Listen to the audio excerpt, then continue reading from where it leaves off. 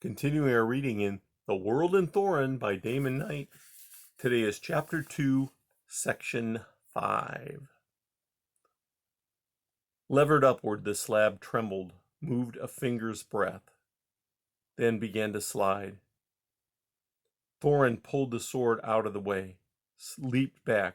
Turning majestically, the slab rumbled down the slope in a dancing cloud of smaller stones. It struck a boulder halfway down, tilted, came to rest. Stones pattered, fell silent. A hazy dust particles hung in the air. Thorinn examined his sword anxiously, but the hard yen metal had taken no hurt. The point was as sharp and straight as ever. The double edge was not even nicked. Cool air breathed past him into the exposed passageway. In the light of the torch, it was curved, lusterless, smooth-walled, unequal in its cross-section, tapered almost to a point at ceiling and floor. It sloped gently upward out of sight. Thorinn turned for one last look out into the darkness of the cavern. He had slept, rested, eaten all he could hold of the young fungus he had gathered.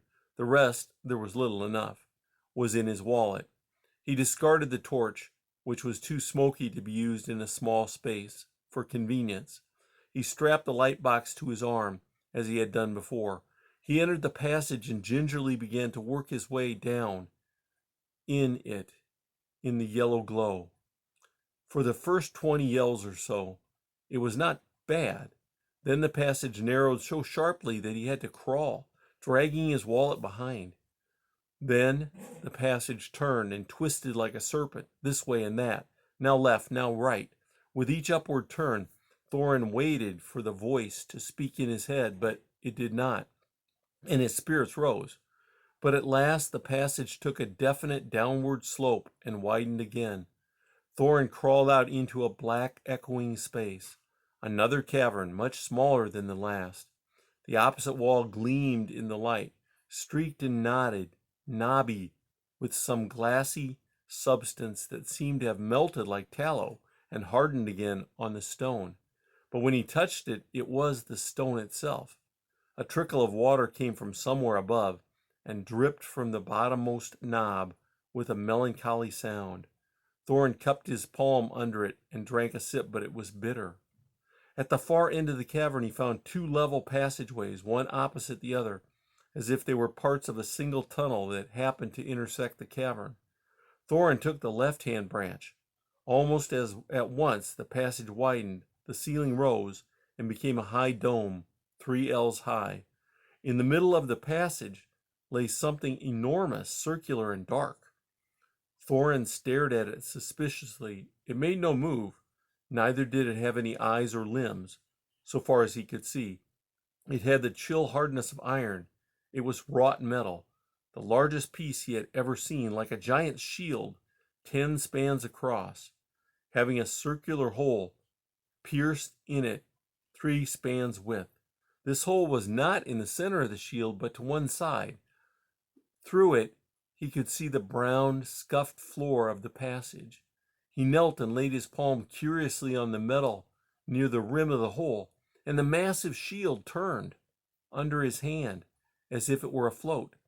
Thorinn sprung back, hand to his sword, but the shield was slowly rotating upon some hidden pivot, returning to its former place. When the hole was where it had been before, it stopped. A second time Thorinn bent forward, put his hand on the shield, and felt it turn. When he took his hand away, it swung slowly back to rest. What could be the use of such a thing, here, under the earth, unless it was some spring or man-trap? As he hesitated, a sound came to his ears, the faintest of whispering or rustling noises. It seemed to come from beneath the shield. The sound died away, then returned. A sound like that of some small creature crawling, scraping along in the space under the shield. No, not like that, but like some sound that he knew. Then he had it, wind in the grasses. The thing was impossible, yet the more he listened, the more certain he became. Using the tip of his scabbard, he prodded the shield. Under the circular hole, brown rock moved past, then a sudden glint of brightness. The wind sound grew louder. The warm breath of air arose. The bright lozenge expanded to be cramped circle and then filled the whole of the shield. Thorin's breath had stopped. He was looking down into the depths of silver light and brown-green shadow. There were stripes of darker browns diminishing in the curiously painful way.